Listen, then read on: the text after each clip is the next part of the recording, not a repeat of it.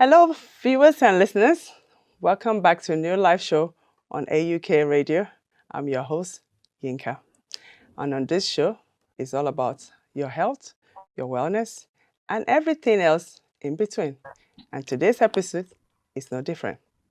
So, what do we have for you today? Now, there's this organ in our bodies, or should I say organs, that many of us do not think about. Except maybe when we're eating beans, because it reminds us of the shapes of this organ. So today, we'll be talking about our kidney health.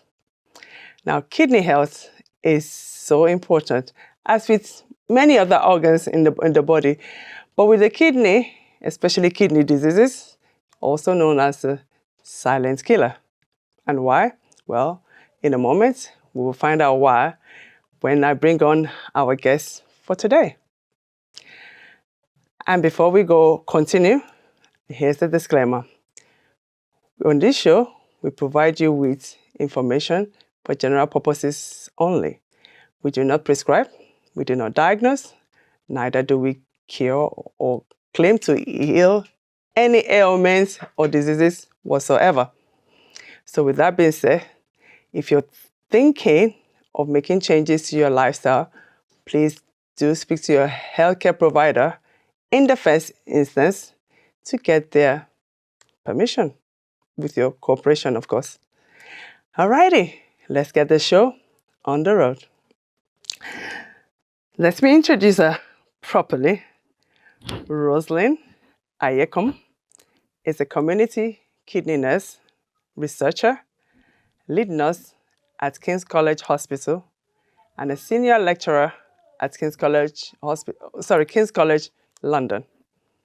Now, our clinical focus is on promoting culturally tailored kidney health literacy and awareness among Afro-Caribbean heritage communities.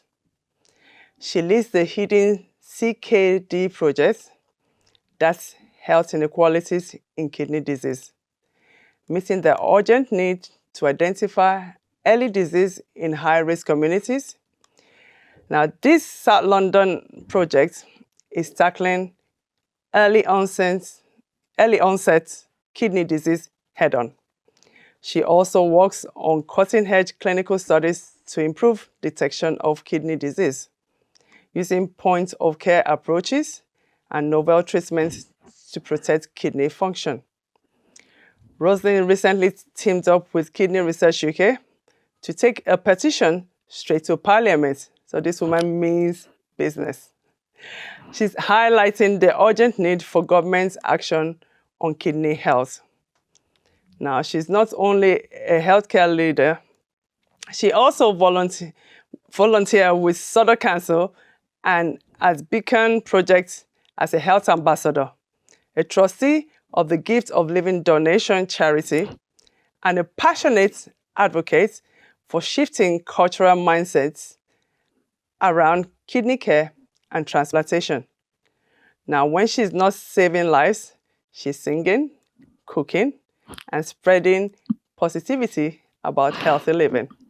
So, New Life family, help me in welcoming our one and only, I didn't say this before, she recently got awarded the Nurse of the Year 2025. Welcome, Roseline Agyekum, to the show. Thank you very much. It's an honor to be here. It's an honor, a great honor to be here.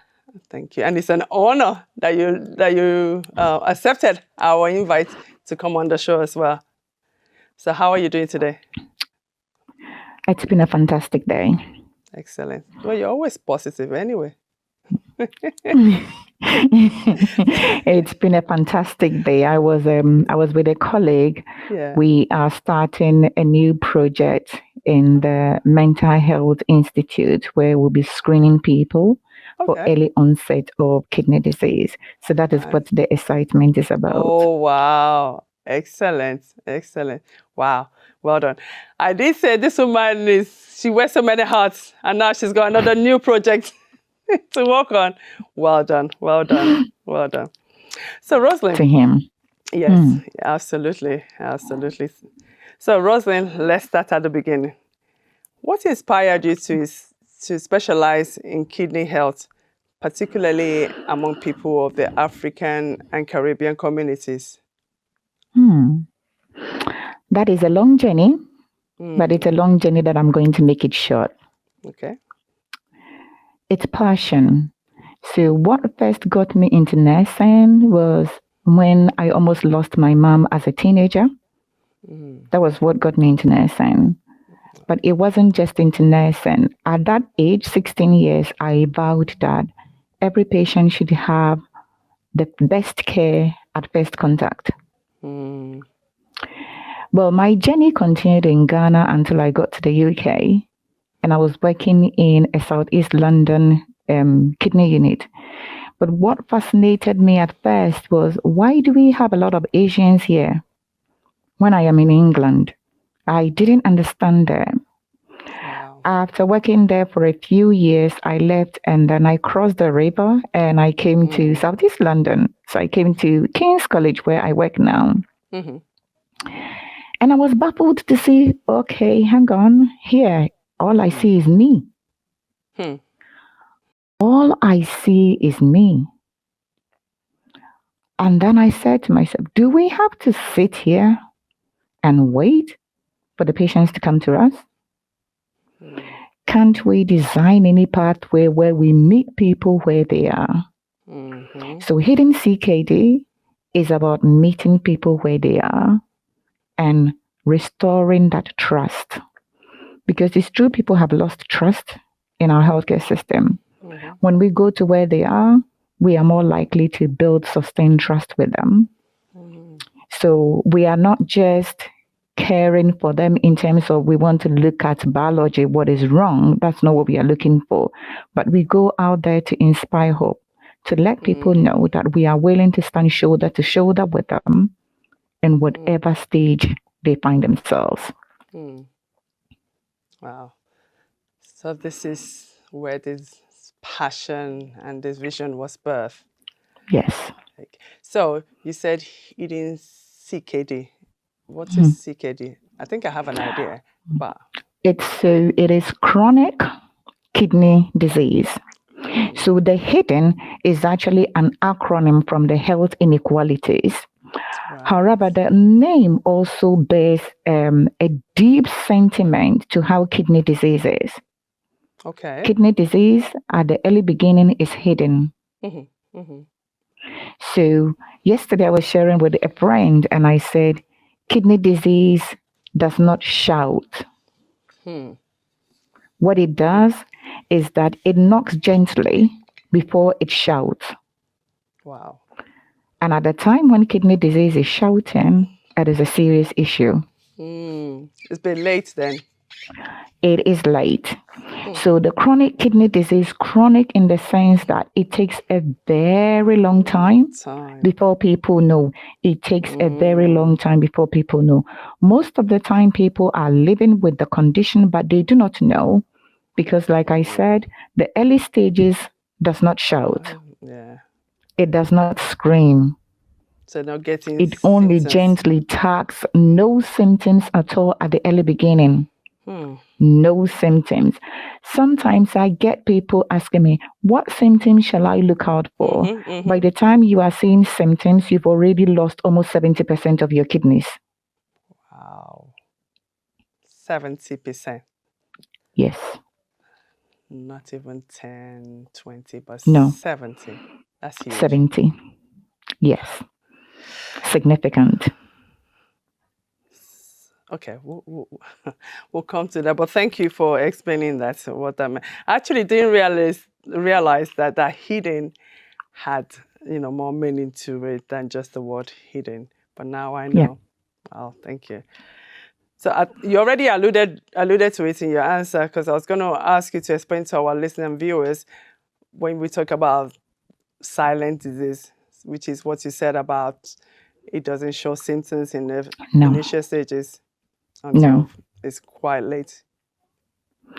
I liken it to a volcano. Yeah. there is always a lot of pressure building underneath there before an eruption. And that is what kidney disease does.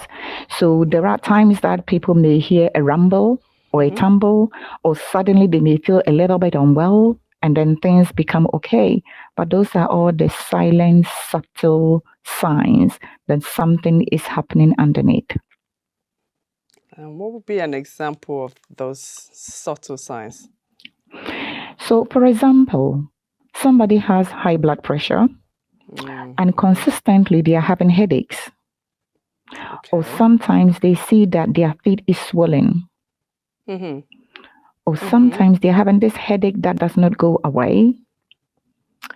Also, other times, people who have diabetes. So you would hear I've mentioned two common conditions. People who have diabetes would suddenly notice that also their feet is swollen, or they are passing more frequent urine, especially at night, or they have bitter taste in their mouth, or they are getting a lot of muscle pain. It could be that the kidneys are damaged, muscle pain, or sometimes they're even feeling tired very often. And you see, all these subtle signs are things we'll say, possibly because I have overworked.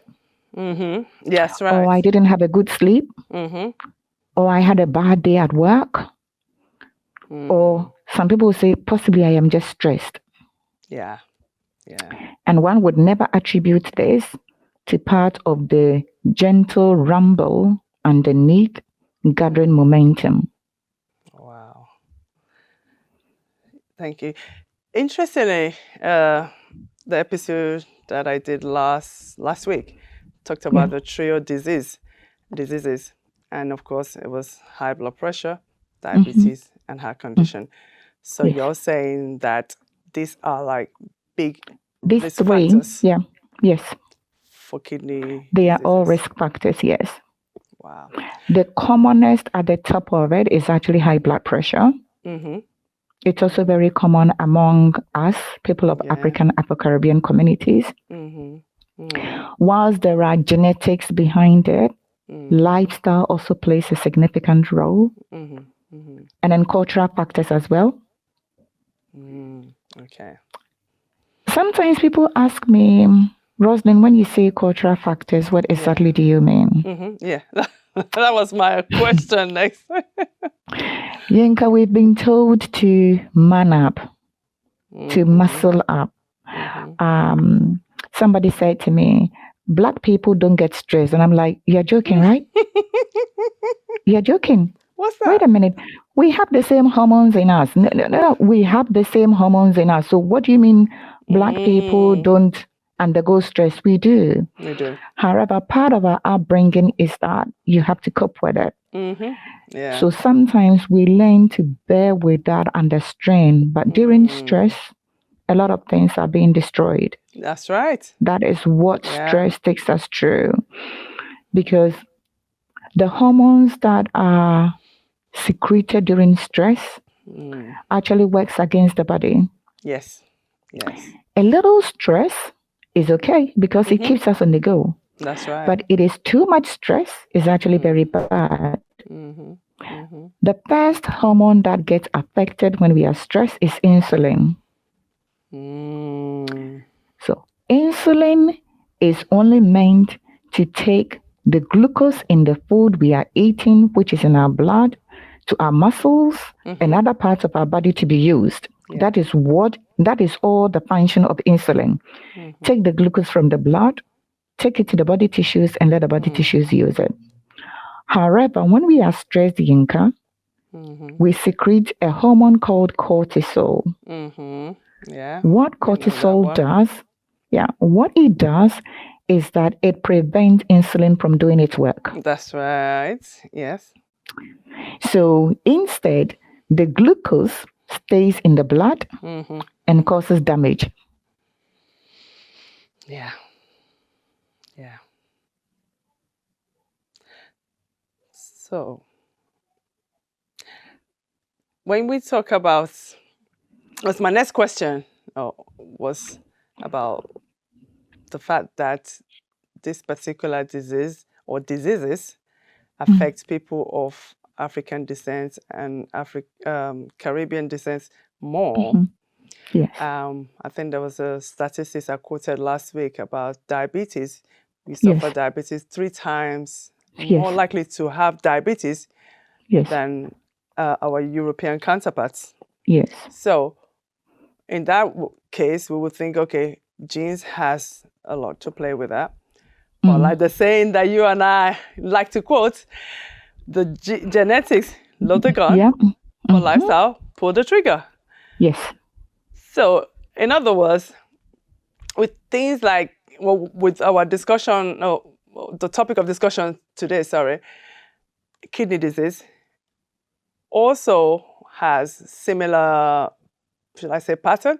So we talk about diabetes, high blood pressure, being risk factors, meaning that we are able to also reduce our risk of kidney disease with our lifestyle. We can. Okay. All right. We can. It's interesting, kidney disease is preventable. Yeah. It is preventable. Whilst we've rightly said we could have the risk, it is preventable. So I call the risk as a map. Okay. So my risk is a map. And my risk is not only from me, it runs in the family. We do talk a lot within the family, but sometimes we don't talk about long-term conditions within the family. If I know the long-term conditions within my family, I would actually protect myself. Because with a map, I will not journey, or I will not take the same destination as my previous parents did. So I'm going to look at which patterns have they followed. I'm going to take a different route because I have a map. Yeah, very wise, very wise. But in so doing, because you and I, we're more knowledgeable about these things, so we can say we take a different route to our parents. But for people that don't know any different, they follow the same route and end up in the same place.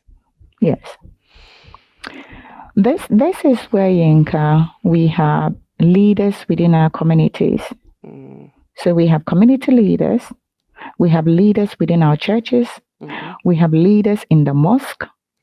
This is where our community leaders play a significant role. Absolutely. I agree. Yeah. I agree. And I think, probably one of our discussions not so long ago about, getting through to our leaders to help get through to the community. Yes. Yeah. So they play a big role in helping the community to be healthy and to reduce the risk of all these diseases that are preventable through, with lifestyle. And, we have what we call modifiable factors. Modifiable risk factors. There you go. Which is with hidden CKD, Yinka, one of the things I have gotten to know as a healthcare professional is that we as healthcare professionals need to start thinking about working with community leaders. First of all, the mindset shift has to start from us. Yes. If we sit down and we wait for people to come to us, it's not going to work. So we have to go to them. And because the community members trust the community leaders, that is why we need to go to them. They would help mobilize the people. And when people see that their community leaders are involved, they are more likely to also get involved. Yeah, absolutely. So going from the head down, so to speak. Yeah, absolutely. Well, thank you. So, a few more questions for you, Roseline. So you lead on the hidden CKD project, which we've mentioned quite a number of times in this conversation so far. Now the project is in Southeast London. Yes. So tell us about this project, what you have discovered about kidney health in high-risk communities. Interesting. This project started just before COVID. So still quite young. You're still quite young, and our passion was to find out what could we do at King's Kidney Care to reduce people from coming to us at the very late stages of poor kidney health? Yeah. So we had information booklet, and we decided to take the information booklet to a cultural advisory group for them to look at it and then tell us whether that information booklet spoke to them about kidney health. Okay. Now, the conclusion was fantastic. I call it fantastic. Roseline, this booklet was written by professionals for professionals. Full stop. Yeah. And then I said, I get you. Recommendation, get people who know the people to write the things who they know people will understand, and take the people who know the people into the community. Yep. And that's exactly what we did. However, we also wanted to find out if we were to run kidney health screening within the community, will the community participate? And interestingly, we had a WhatsApp survey, and out of the 78 people who responded within 3 days, 94% said, yes, we would like to have kidney health screening within the community. You bring it, we'll do it. Wow. Where would they like to have it? 78 said, churches, mosques, community areas. Please, I don't want to go to the GP. Wow. Okay. And then we asked the final question, how important is it that the person doing the kidney health screening is of the same ethnicity as you? 78% said, somebody like me understands me and understands where I am coming from. So that is the whole birth of Hidden CKD. So you would see that we go to the community with community members who we have trained as peer educators. Within 1 year, we had 1,070 people joining the program, of which 964 completed screening. That's a big number. That is awesome, yes. And we've had almost all of them engaging with their GPs. Excellent. We've had people who did not know that they had high blood pressure being diagnosed, diabetes being diagnosed. We even had people who did not know that they had urinary tract infection. Wow. And there were already people who had high blood pressure whose medication had to be changed or another one added to help protect their kidneys. Wow. Yinka, we did not just leave them. What we did was that we followed them up in the community, help them to set personalized goals. Excellent. And then support them psychologically. Because people are willing to change if they have the right tools. And they find themselves in a psychologically safe frame mind. The mind. Yeah. Wow. You're doing amazing. Your team. I love that. Amazing. I love it, Yinka. I was saying to somebody, there is nothing rewarding as your work being your calling. And for me, it is my calling. I've always loved community work. Absolutely. Fantastic. Well, more grace to you, sis. More grace. Thank you. Wow. So, I've listened to your lectures more than twice now on kidney health. And each time I take something new away. Your passion comes through. Your love for the community and the people that you serve, it shows. So once again, well done. Thank you. Thank you for the encouragement. Yeah, you're welcome, sis. You're welcome. So you're also working on point of care approaches. Yes. And novel treatments. Yes. So for everyday people like us, what does that mean? So does it make diagnosis faster and more accessible? Yes. Okay. Excellent. So normal kidney health function check would require somebody to book a GP appointment. Yeah. And then after the GP has finished with the consultation, that person would then have to go to the book an appointment again to go to the lab to go and have the blood taken. And then wait possibly for some hours before the test result comes out. So that's what point of care system. So let's say even if it is that day, roughly depending on the workload of the lab, let's say we are looking at between 2 to 4, 6 hours, depending on the workload of the lab. Okay. However, with point of care system, all it takes is for the person to register. We check weight, height, blood pressure. We ask for a sample of urine. And the machine we have takes roughly less than 2 minutes. The result is out. I remember using one of those. Yes. When we started, we had a machine, we had a smartphone device. So that one required people to do the test on their phones. Whilst that technology is good, what it means is that if people do not have smartphones, they cannot use it. They can't do it. That's right. And then also, if people did not have data, they cannot use it.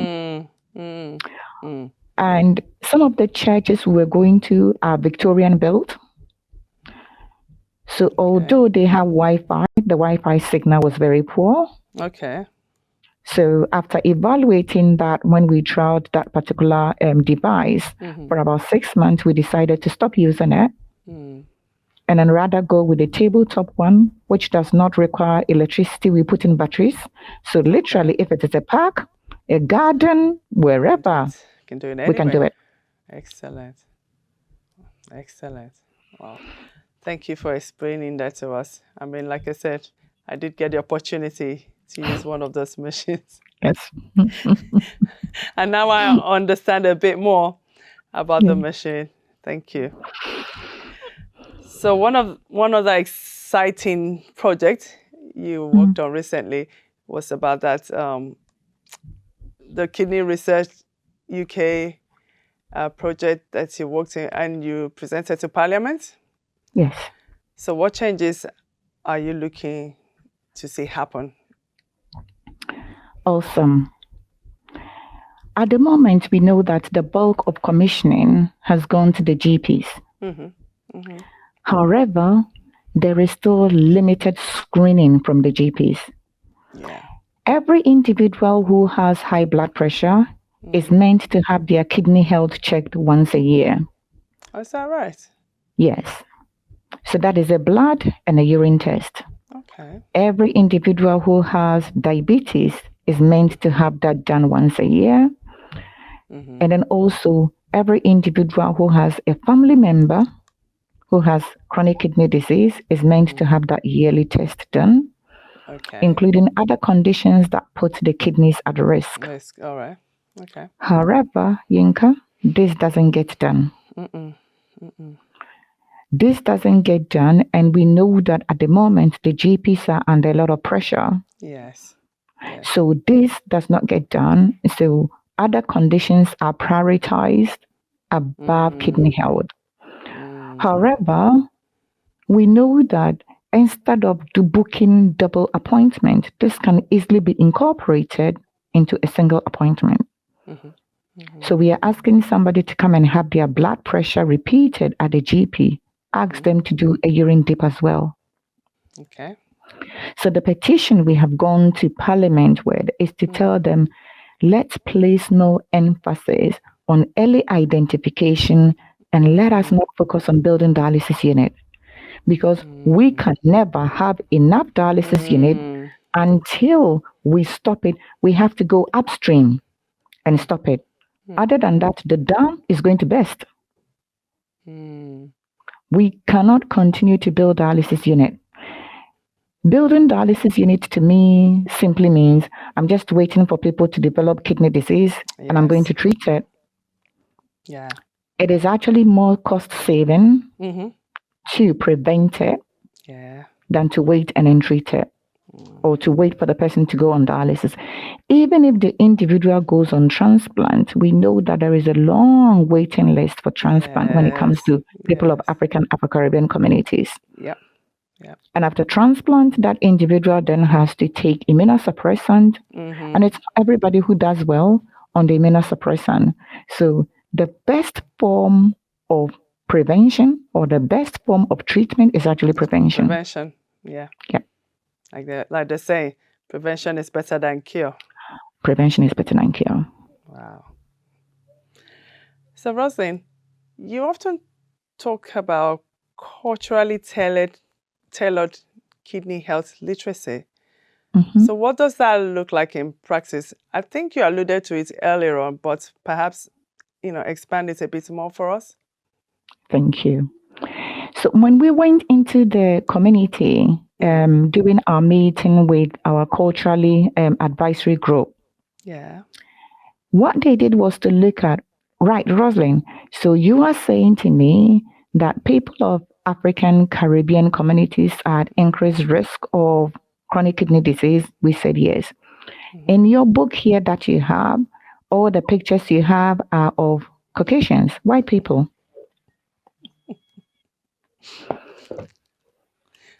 So if you are saying it is me and you don't have me in this picture, how then do you expect me to believe that or to even do something about it?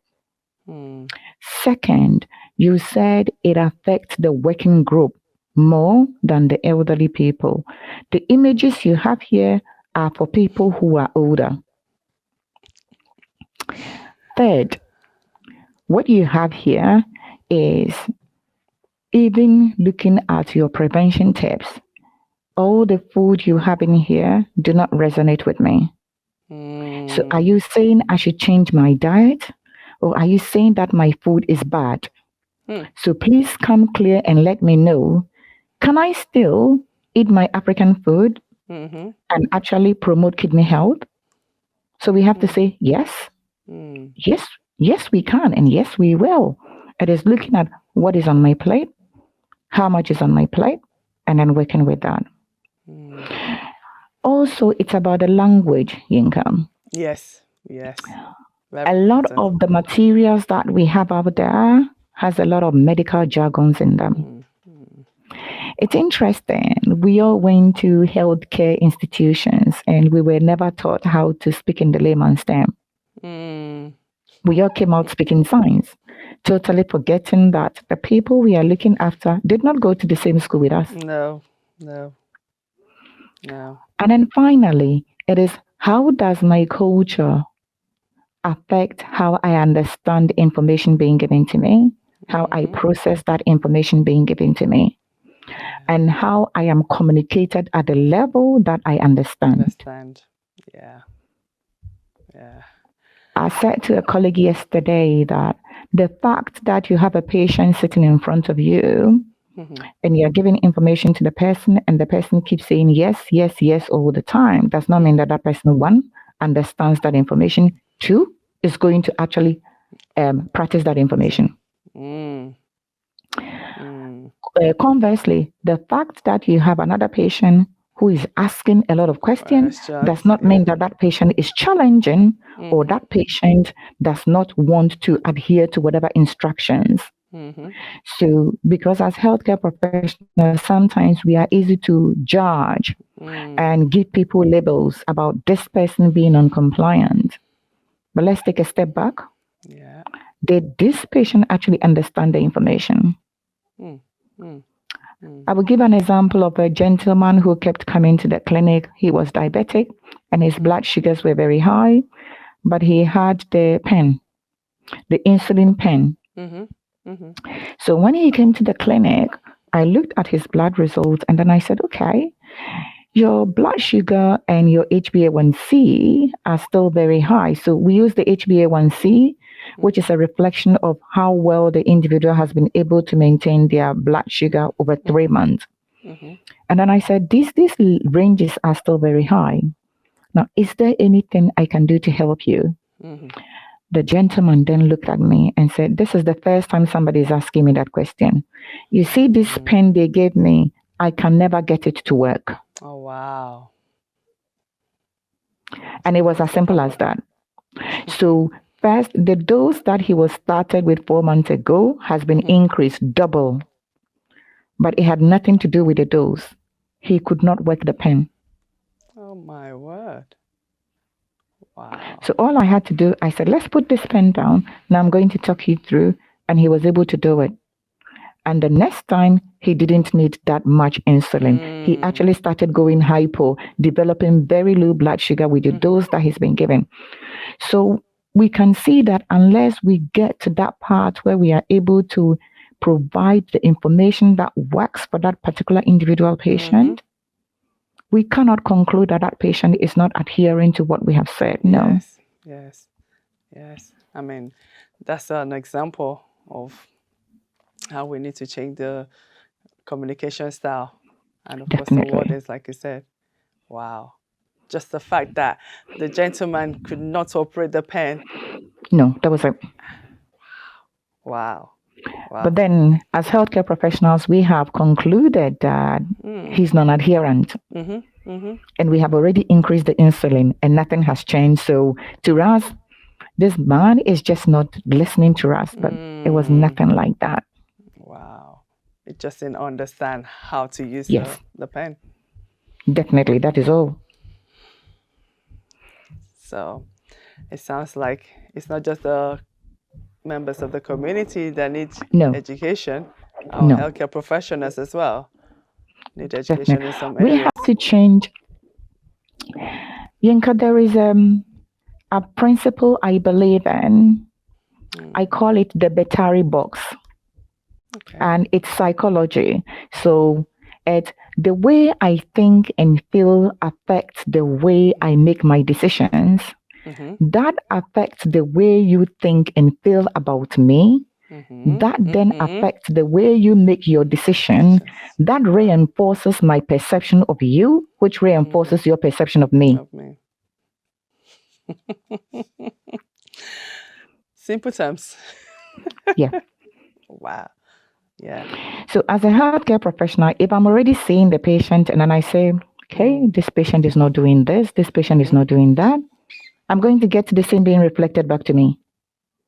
So if I want the patient to change, I would have to first of all change. Yeah. And when I change, I'm going to get that reflected back to me. Yeah. Again, it sounds like that from the top-down approach. Definitely. Definitely. Yeah. Wow. Interesting conversation so far. I mean, like I said, every time I could listen to you for hours. I love it. Love it. Yes. And it shows. Love it. So when it comes to the charity gift of living donation, it's shifting cultural mindsets around kidney donation, isn't it? Yes. So why is this such a sensitive subject, and how can we encourage more open conversations about it? Interesting. We're talking about that on Wednesday. When it comes to giving body parts, we have a very strong belief towards giving body parts. Questions I get asked, wait, Roseline, well, God knew that I needed every part, that's why he gave it to me. What you are saying is that I should give a part of what God has given me to another person. So when I go back to God, what account am I going to give? And although we find this fascinating, I think the first time I was like, what? Okay. And I had to say to the person, I completely understand. But look at it this way. You have a gift. Your body parts are a gift. Yes. And you have the opportunity of giving that gift to somebody. That gift you give actually keeps on giving. When you think about it that way, you would not think about going to God without a body part. Because after all, when we die, everything is going to be decomposed. What a rewarding thing to do than to give part of it as a gift. And when we shift people's mindsets that way, people start understanding it. Sometimes people also think that asking somebody to give them a part of their body is actually burdening that individual. Okay. So it is how that whole story is then framed. Also, as healthcare professionals, we have not been trained in terms of how to navigate the cultural nuances when it comes to organ donation. So a lot of healthcare professionals are hesitant when it comes to discussing that. So the project that I do with Gold is to raise that awareness in both areas, in terms of in the community, as well as providing education for healthcare professionals for them to initiate that conversation. Excellent. Excellent. Wow. So our body parts are gifts. Yeah. Yeah. Totally. We should look at it. Gift. Well, somebody said to me, do you want to call it spare parts? And I said, no, I will not call it spare parts. I will call it gift, because that is how I see them. They are not spare parts, they are gift. Because a spare part, if I think about a spare part as in a car tire spare part, you don't use it until you have a puncture. That's right. That makes it different from my body part. My body part, although I may have two and I need one, I give the one away as a gift. But also I decide to sign the donor organ register that when I pass away, I would like my body part to be used as gift to others. Yeah. It's interesting. You mentioned about the body part donor registry. Yeah. A lot of us don't do it for so many reasons. I'm sure you probably heard people say a lot of things or reasons why. Will they sell the organ? Will they use it for other research? Will they use it for other things? What do they do with my body tissue? And completely understand that. And what I say is that as healthcare professionals, we also play a part. We also need to be open about what we do with body parts, and then let people know that, yes, whilst we take your body parts, this is what we use it for. So please, if you have any question, please ask us questions about that. When we are open, people are more likely to be open with us as well. Absolutely. Absolutely. Yeah. Okay. Well, thank you for that. So going back to the risk factors we've mentioned already. So we talk about diabetes, high blood pressure. What steps can you tell our viewers and listeners that they can take today to protect their kidneys? First, water. Now people say, Roseline, what about juice? Water. You heard it. What about tea? Water. What about beer? Water. What about coffee? Water. Yinka, it's amazing. Egg is 60% water. Yeah. The body is 60% water. That's right. But we don't drink enough. Most of the time, we wait till the body sends us a strong signal that the water level is low before we drink water. So we wait till we are feeling thirsty before we drink water. That is too late. That is too late. Yeah. We have to take practical steps to say, every 1 hour, I'm going to take a sip of water. I'm going to drink about 100 ml of water. I'm going to drink 50 ml of water. If I think about how many hours we usually sleep or are active, if I'm taking 100 ml every hour, and let's say I sleep for 8 hours, that is just 1,600 ml I've taken. In a day, I am meant to take 1,800. So I need to plan, well, whilst that will come in the form of some of the foods I eat may have fluid in them, may have water in them, all that count. But I need to plan in my mind, organize that as part of it. It's interesting, isn't it? We all wake up in the morning and the first thing we check is our phone. And we check to make sure that our phone has enough battery. Yes. And we put it on charge. Well, we need to take the same intentionality to our body. Yeah, absolutely. There is only one house we have, and that is the house we live in. When we came onto planet Earth, we came with it. And when we exit planet Earth, we are going to go with it. It's interesting. We look after the outward appearance of this house. So we adorn it with clothing, we adorn it with jewelry, we adorn it with so many things. We want to look nice on the outside. Absolutely. But how are we actually doing inside? Yeah. We need to pay attention. What am I eating? I remember somebody asking me this question, Roseline, there is no medicine in the Bible. And I said, that is absolutely not true. And the person said, what? I said, that is absolute. I said, do you know that God actually created medicine before man? The person said, huh? Where? Every single plant is medicine. Everything God created, grass, everything has medicinal purposes. So he actually brought the solution. He had all our provision before he actually created us. See, I have given you every seed-bearing plant. That's what he wanted us to eat. Eat them. Have the animal. So he said, use some for other things. That's what he's giving to us. So when people start talking about, oh, there was no medicine, like somebody made me laugh. Roseline, I say, yes, if you can show me where paracetamol is in the Bible. And I said, oh, yes. Another person said, where? Which Bible verse? I said, please, you don't even need to go that far. I said, just go to Genesis. The person said, hey? I said, yes.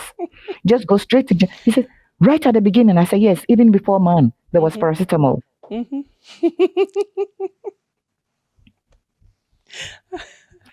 I said the only difference is that the color of what we saw or the format in which we use paracetamol then is totally different now. But it's the same. It's a painkiller. Those days our fathers went into the bush, brought herbs, squeezed it, put it there. I said it's the same. These have been refined. I said let me also add a twist. Whilst they've been refined and it is good, because they have to maintain a longer shelf life. So there are preservatives in those medications. That is where sometimes the side effect occurs because of the preservative. So if a particular medication does not work for you, it does not necessarily mean that that medication is bad. What it means is that that medication is not working for you. Speak to your GP. Ask them to change it. Yeah. Wow.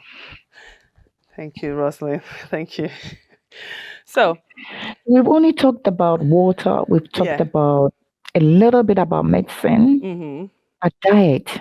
Our diet. Yes. Diet. One thing we love food. And it is good because food is medicine. But I like what Solomon said in Proverbs. Too much of everything is bad. Too much of everything is bad. Moderation is key. Moderation is key. And if we look at the whole body, we look at the size of the kidney, which is just our fist. If we are looking at how much starchy food is in our diet, it has to be the same size, a fist. Too much of that is actually telling the kidneys you have to work harder. When we are traveling, Yinka, this is interesting, and I like people visualizing things.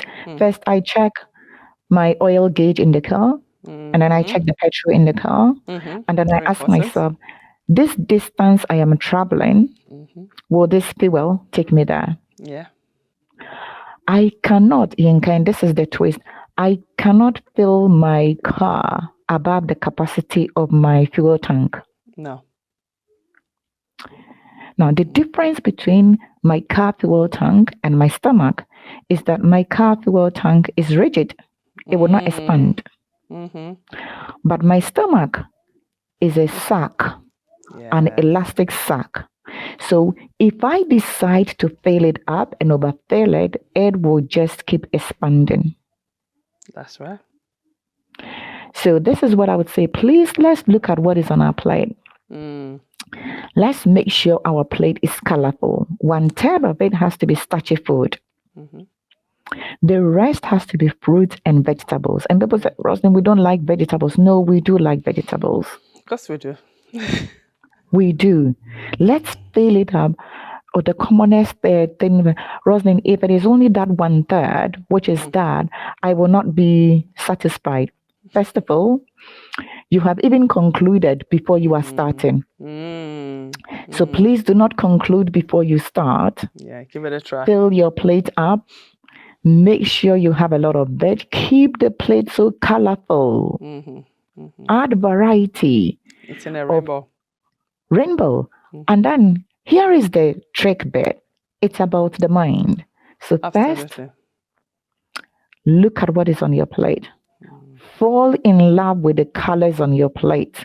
Love it. Feast your eyes on them. The brain is magical. When you are doing that, the brain actually starts getting exhausted. Please put the mobile phone away. Switch off the TV. Sit down. Chew the food slowly. Enjoy it. That is the only way. That is the only way the brain is going to know when food is gradually entering the stomach and when it is becoming full. But when I am eating and I'm doing other things, the brain is competing with a lot of activities and the brain would not know when I am full. And I've always used this analogy. I'm busy typing on my computer and I have chips in front of me. And as I'm typing, I'm eating. Then after a while, I start looking for the chips and I'm thinking, okay, hang on. Who has come here to pick my chips? Is it finished? Now, nobody has picked it. But because I am doing other things, my brain cannot send the signal to my stomach that I am full. And hence the reason I say, put everything away. That mobile phone, switch it off. That TV, switch it off. Look at your plate. Fall in love with the things on your plate. Take your time and chew the food. And then that's the only way we are going to know that we are full. I was somewhere where a friend of mine said she tried it. She said, Roseline, I could not even eat the food. She said, it was full. That's the thing, and that's the whole idea. It's a form of practice that people use. It's called mindfulness, but I call it mindful eating. It's mindful eating. That is what it is all about. To my fellow ladies, sisters who are listening, please, in the kitchen, don't eat. You're cooking and you're tasting. The thing is that, Yinka, we don't just taste the food, we eat. We eat. And it's the same principle. Because I am cooking and you know how women are. So we are cooking, we are doing so many things. The brain is confused as to what do I actually focus on. The first thing the brain is going to do is to shut off the stomach. You know what? This is not important. There is a lot of activities going on here and I need to focus on these activities. So please, when we are cooking, don't eat at the same time. You want to eat, finish with your cooking, or if you are really hungry, please stop the cooking, sit down, enjoy your meal, and then go back. Because sometimes we want to talk about, I don't know what happened, and then I have put on weight. Let's actually take a step back and reflect. How much is actually going in? And we'll realize that in the day, we have even eaten more than the rest of the people in the house. But because we are so busy, our brain cannot tell us that that's what we've done. Finally, I want to talk about spices. I love tasty meals. However, I do not have to put a lot of salty food or salty substances in my food to compromise my health. Our great grandparents, they did not know jack seasoning. They did not know all pepper seasoning. They did not know Maggi cube, Jumbo cube. They did not know monosodium glutamate. They did not know any of those ones. Yeah. They cooked the food, we still enjoyed it and lick our fingers. Absolutely. What has happened now? So, whilst those things are just flavor enhancers, they do not have any nutritive value. So, we need to go back, make your own seasoning, get the garlic and the ginger, marinate your chicken or fish overnight, grill it. Add some herbs. Finally, herbs, exercise. Yeah. When we talk about exercise, people think of exercise as going to the gym. Yinka, you are good at this. No, exercise is not about the gym. No. Do you like dancing? Dance away. Do you like jogging? Jog away. If it is walking, walk away. Yeah. The key thing is keep on moving. Moving. Yeah. Every little step counts. Absolutely. Keep on moving. Absolutely. The other thing about exercise is that any exercise we do that we do not enjoy is not beneficial. Punishment. It is punishment. Exercise done under duress actually makes the body secrete cortisol. Because this is your stress. So sometimes people say, I've exercised and actually I'm gaining more weight because you're not actually enjoying the exercise. You are stressed. So sit back. This exercise, who is it for? Is it for me? Is that the best exercise for me? Yeah. How have I programmed my mind for this exercise? Yeah. And it comes back to the mind, Yinka. The mind is very powerful. Absolutely. If I keep telling myself that I do dislike this exercise and yet I have to do it, I cannot do it and I will not benefit from it. Yeah, absolutely. Absolutely. So if I'm exercising for myself and I will just enjoy it. Yeah, yeah. This is so true. The mind is quite powerful over our choices. And of course, therefore, over our health as well. And other areas of our lives, isn't it? Definitely. Wow. You shared so many nuggets today. Thank you. And I realize time is far spent. I could not even realize that yet. So one last question, and then we can wrap it up. Okay. So now, some people, I don't want to say many people, avoid checkups until start feeling very unwell.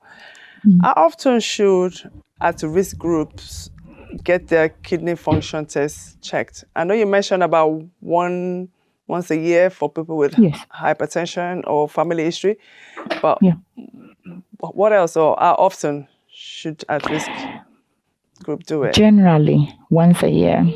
Okay. Generally is once a year. And I say that, Yinka, we are very fortunate in this country to have the NHS annual health check. Yes.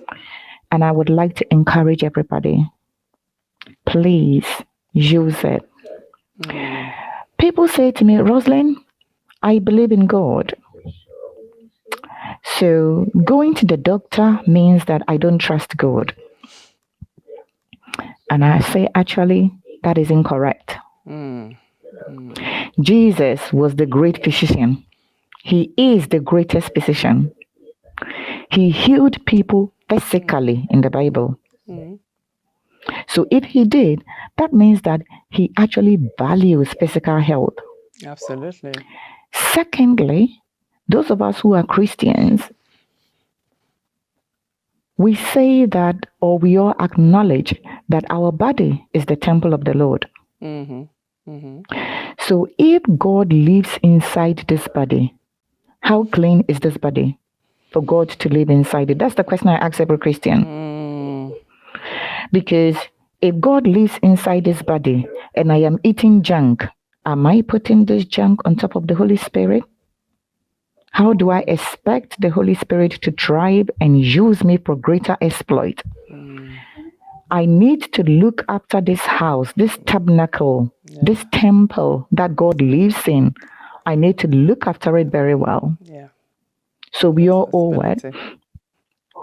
People say if the doctor gives me a diagnosis and I accept the diagnosis, that means that I don't have faith. That is another incorrect biblical teaching. First of all, faith without works is dead.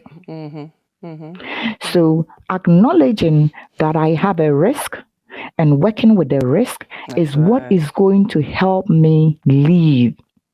So this is the faith I have, that now I have this risk. But if I take these actions, I am actually going to have a better health outcome. Faith plus action.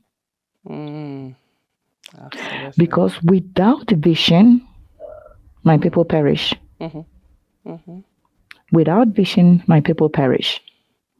So acknowledging that I have a condition does not mean that I am limiting God. Like somebody said, oh, Roseline, have you not heard about this song? Whose report will you believe? Whose report will I believe? I love that.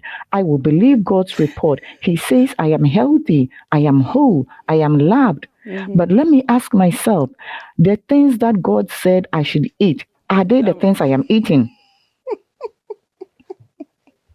Yeah. Valid questions to ask oneself. I said to somebody, I said, I love the Bible. And I said, one chapter that anytime I read, I am stuck is when I go to Numbers. Then the person said, I said, I had to read Numbers to realize God is a God of specificity. I said, look at the instruction for the tabernacle. That tells you that God who created this body part, this body, expects this body to be in a certain form. So we need to look after this tabernacle. We need to look after it very well for His Spirit to dwell in us. For those of us who are not Christians, who do not have faith and believe the body is just something that is there, regardless, everything we do comes from the body. Whatever we put into this body is what is going to help us to function.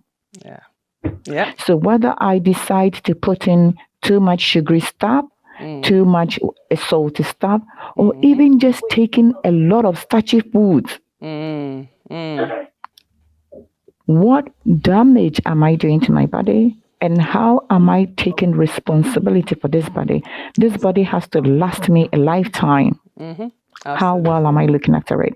Absolutely. Wow. That's the only house I have. Yes, you have to look after it. That is the only house I have. And I need to make sure my house is squeaky clean. That's right. That's right. Absolutely. Wow. Roseline, thank you so much for joining us tonight, for all the nuggets you've shared, for saving lives, honestly. And again, congratulations on your award for, a well-deserved Nurse of the Year award. You really deserve it, and well done to you and to your team as well. And more grace, and more grace. So we're looking forward to hear back about the, I forgot what it is now. Project. The one that we started in the mental health. Yes. And the mental health one as well. Yes. So we look forward to hearing about how that progressed. And I'm sure many other lives will be touched and changed as well. Definitely. So thank you once again for coming. Yinka, I would like to finally encourage our listeners. Lifestyle changes takes intentionality. And sometimes we all need a cheerleader. Yes. So what I will encourage us to do is to find a body. As an exercise. Look for an exercise group that you can really enjoy and join them. If it is weight loss, look for somebody who can cheer you on, at the same time hold you accountable. And set small achievable goals. And believe me, you will achieve whatever goals you set. Thank you. Wow. You have finished the show for us today. Usually I try to give a challenge. So you hear it. So the challenge this week is Find an exercise buddy. And what was the second one, Roseline? If it is food, find a cheerleader. Find somebody to hold you accountable and support you. There you go. So that's our new life challenge for this week. In fact, for this month. So find us on social media, #NewLifeChallenge, and let us know how you're doing with this challenge. And remember, like I always like to end the show with, let's get wealthy together by staying healthy. And until next time, take care.